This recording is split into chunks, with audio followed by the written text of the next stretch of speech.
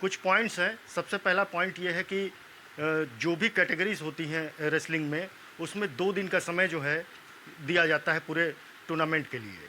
उसमें रोज़ सुबह जो है सारे खिलाड़ियों का वेट किया जाता है और पहले दिन का जो वेट का टाइम दिया जाता है, जिनको वज़न कराना होता है खिलाड़ियों को, उनको आधे घंटे का समय दिया जाता है। इस आधे घंटे के दरमियान जो है जो वेट की मशीन होती है उस पर खिलाड़ी चढ़ सकते हैं और उतर सकते हैं।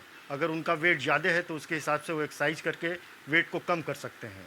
लेकिन फाइनल जिस खिलाड़ी को खेलना है, दोनों खिलाड़ियों को खेलना है, तो उस दिन जो है सिर्फ 15 मिनट का समय दिया जाता है और उस 15 मिनट के दरमियान जो खिलाड़ी जितनी बार चाहे वो चढ़ सकता है और उतर सकता है, वो अपने वेट को नाप सकता है। ओलंपिक संघ का एक रूल है अपना कि वो इस तरीके का अगर वेट बढ़ता है तो वो पूरे टूर्नामेंट से ही जो है खिलाड़ी को डिस्क्वालीफाई कर देता है। बात में ही कि जो है उसका वज़न जो है बढ़ चुका और बताया मीडिया रिपोर्ट्स के अनुसार आ रहा है कि करीब 2 किलो वेट उसका जो है बढ़ा हुआ था।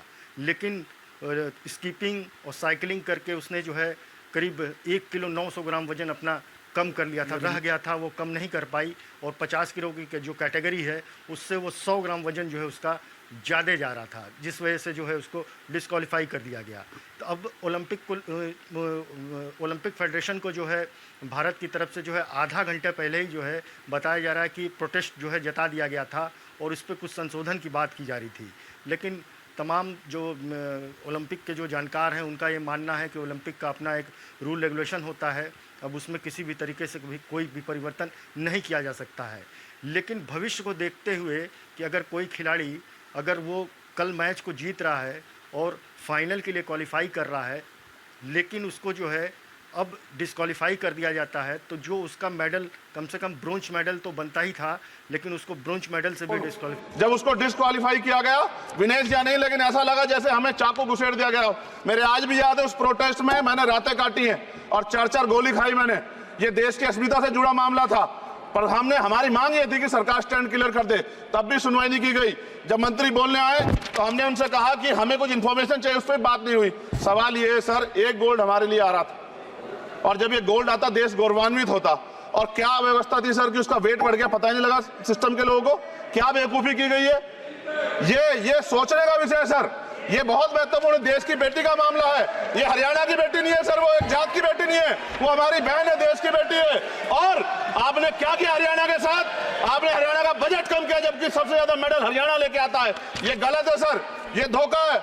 हमें इस बात की तकलीफ है कि विनेश जो है देश का नाम गौरवान्वित करती, इस देश का नाम बढ़ाती, लेकिन आज जो है अपमान का सामना करना पड़ रहा है। जब हमारे हितों की बात होगी हम जो है समझौता कर सकते हैं, लेकिन जब देश के हितों की बात होगी, बाबा साहब अम्बेडकर ने कहा था हम प्रथम और अंत्य भारतीय हैं। जब देश हितों की बात होगी, महिला हितों की बात होगी, महिला सम्मान की बात होगी, हर हम कीमत चुका देंगे। सरकार के मंत्री ने क्या कहा कि हमने इतने पैसे दिए, एहसान क्या खैरात दी क्या आपने कोई? खत्म कर रहा हूं सर, खैरात दी क्या आपने कोई? इससे ज्यादा पैसे हम आपको दे देंगे, लेकिन आपको चाहिए था कि इस मामले को संभालते और देश का सम्मान बढ़ाते। आपने लापरवाही बरती, इसका खामियाजा हमें भुगतना पड़ा। मैं आपसे आग्रह करूंगा कि जब वो बेटी देश लौटे सर, जब वो बेटी देश लौटे, रुक जाओ प्लीज, जब वो बेटी देश लौटे, मैं आपसे आग्रह करूंगा कि स्पीकर सर यहां बुला के उसका सम्मान करें।